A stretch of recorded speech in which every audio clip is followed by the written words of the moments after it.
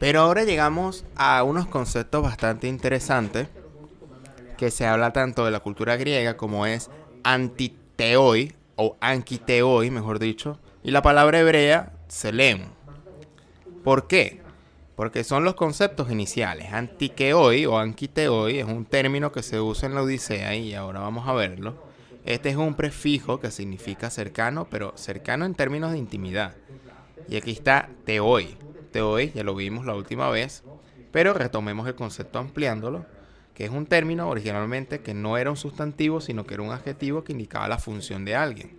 Y Platón nos recuerda que teoi deriva de teen o tein, que indica arrojarse hacia arriba, por lo tanto correr rápido hacia el cielo, y se refería a las estrellas, pero también se refería a los teoi, es decir, a los individuos que tenían esta característica de correr, de lanzarse hacia el cielo, los que tenían en común a las estrellas.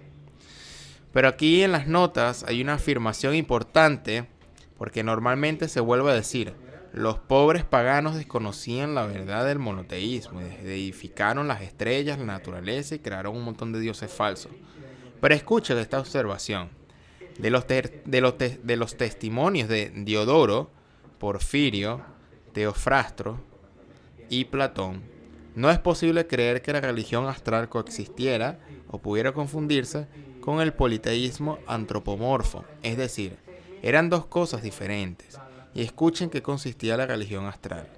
Para evitar cualquier posible ambigüedad y asegurar que se puede argumentar que el paganismo experimentó diferentes etapas y niveles, Eusebio pretende mostrar cómo el culto astral primitivo consistía exclusivamente en la adoración de las estrellas, consideradas como elementos materiales puros. Encuentra confirmación de esto en el hecho de que él, es decir, ese culto, no conocía templos ni estatuas ni mitos que tuvieran por objeto divinidades personificadas. Es decir, no personificaban a las estrellas. La distinción entre ambos cultos era clara. Luego este término, que indicaba el correr de las estrellas, pasó a indicar el correr de esos individuos, pero no personificaba las estrellas. Y aquí se describe muy claramente. Consideremos, por ejemplo, que los babilonios utilizaban la geometría trapezoidal para calcular las órbitas de Júpiter, por lo que podían establecer de antemano en qué zona del cielo se ubicaría Júpiter en determinados momentos. Aunque no se puede calcular la órbita de un dios, no eran tan tontos y lo sabían muy bien, y que afortunadamente este le resultaba. Pero hay otro aspecto que es interesante, y Eusebio verdaderamente era una mina. Nos dice: en cuanto a los judíos, las noticias más fiables, ya que se ajustan tanto a los nombres de lugares como a las personas, los narra Sanchunatón de Beberito, que tenía en sus manos las memorias escritas de Jerómbalo, sacerdote del dios Yehuo, es decir, de Yahvé.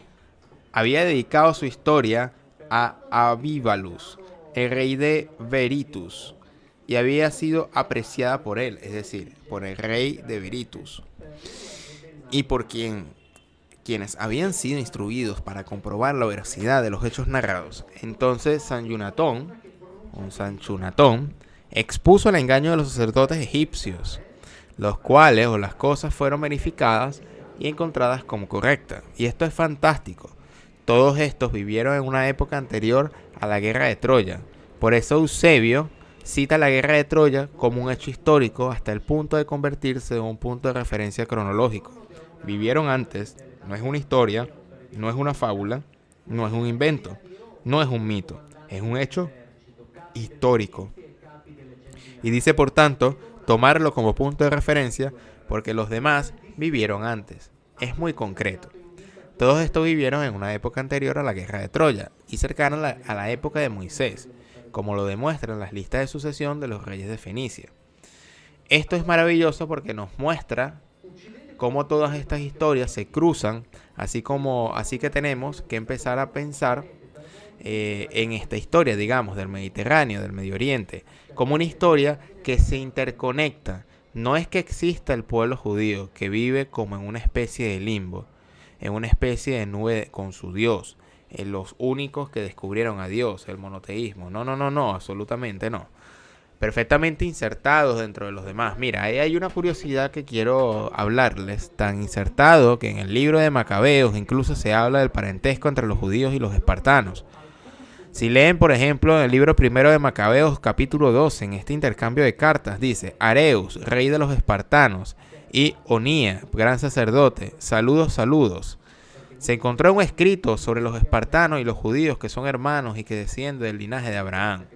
Y luego este se repite nuevamente más tarde.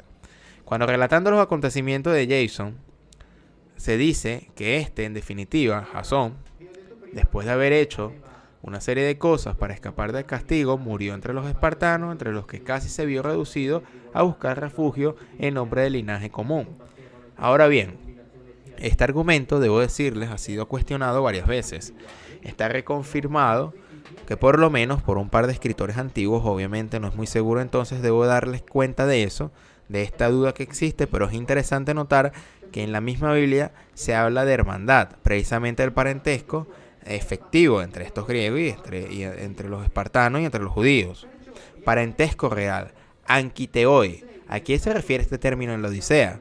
Anquiteoi o anquitesoi se refiere a los feacios, es decir, aquel pueblo entre el cual Ulises naufraga y es recogido por Nausicaa, que lo lleva a su padre. Y en el libro quinto de la Odisea se trata precisamente de estos antiqueoi, que tomados de esta manera se habla, podría decirse, simplemente en una cuestión de interpretación, porque cerca de los dioses puede significar muchas cosas.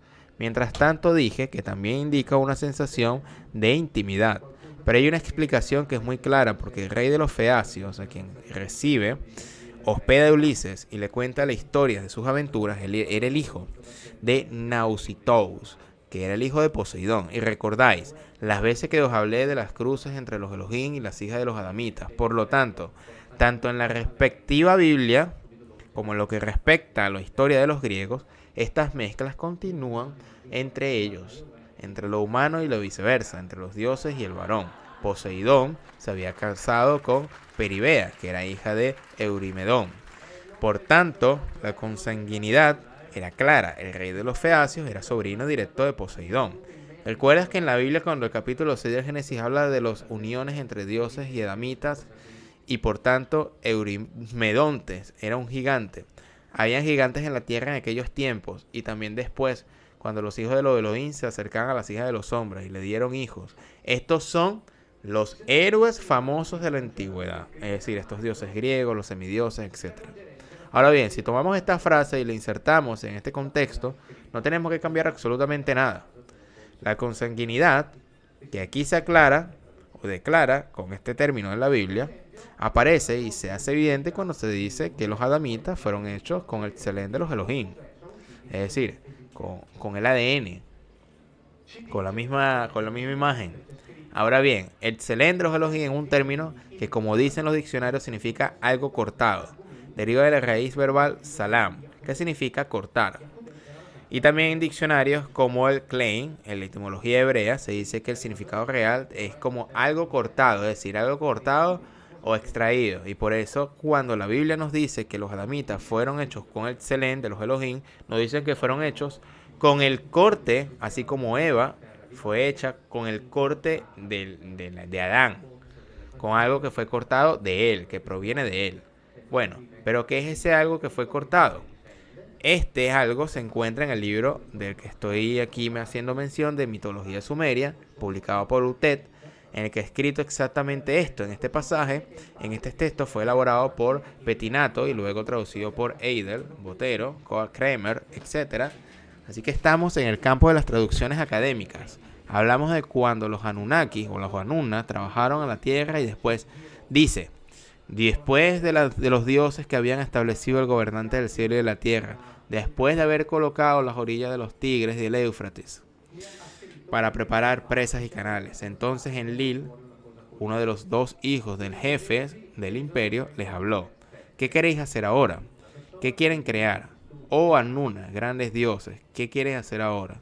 Los grandes dioses que estaban sentados y los Anunas que decidieron los destinos, todos juntos respondieron a Enlil: O Asumao de Duranqui. Queremos matar a los dioses Alá para que su sangre sea brotada por la humanidad, de los dioses de su tarea. Es decir, se toma la sangre de Alá, es decir, se seca la sangre que luego en la historia de la formación de Damu se purifica, y se purifica obviamente para obtener esto. Es decir, obtener el Selem, ese algo cortado, ese material que contiene la imagen que se transfiere, y sabemos que ese material, algo que se corta y que contiene el mismo ADN. Y luego dice que los hombres pueden tomar y cuidan para siempre los fosos fronterizos que toman la azada, el canasto de trabajo para el templo de los grandes dioses, apto para el saltado trono, y añadir campo a campo, cuidar las zanjas fronterizas para siempre. Es decir, esencialmente, tienes una lista completa de trabajos y ellos dicen, hagámoslo aquí, vamos a transferirlos de esta manera, todos estos trabajos duros. Mantenemos la calma en nuestros palacios para gobernar, que es exactamente lo que hacen los Elohim. Hacen trabajar en su Gan Edén y llegamos a ese efecto del Gan Edén. Sabemos que en la Biblia está escrito que Dios colocó un Gan Edén en Miquén o en Miquedén. Miquedén es un término que se traduce como al este. En realidad Miquedén no significa al este, porque la particular, el prefijo mi, significa de. Por lo tanto, indica origen Kedén. Tiene su significado original, es lo que viene antes. Por lo tanto, como diciendo, los Elohim han fabricado ese Gan Edén partiendo de uno, como de una especie de matriz, de una especie de formato que es anterior. Por lo tanto, no es que viene del este, sino que viene antes, es decir, viene de una preparación anterior de ese Edén. Y por lo tanto, eso es lo que han plantado, por ejemplo, el árbol que produce frutos del bien y el mal y todo este tipo de cosas que se han leído en el Génesis. Es lo que está escrito, por ejemplo, en los textos apócrifos, que esta afirmación se aplica precisamente al Gan como gran jardín cercado y protegido. Entonces, en realidad, pusieron allí árboles buenos para comer y era un lugar especial, era un laboratorio donde producían alimentos y ponían ahí los suyos. Luego en el libro quinto de la Odisea se dice que los feacios son parientes de los dioses y hemos visto que esto no es una afirmación genérica, sino que es un parentesco que verdaderamente indica consanguinidad.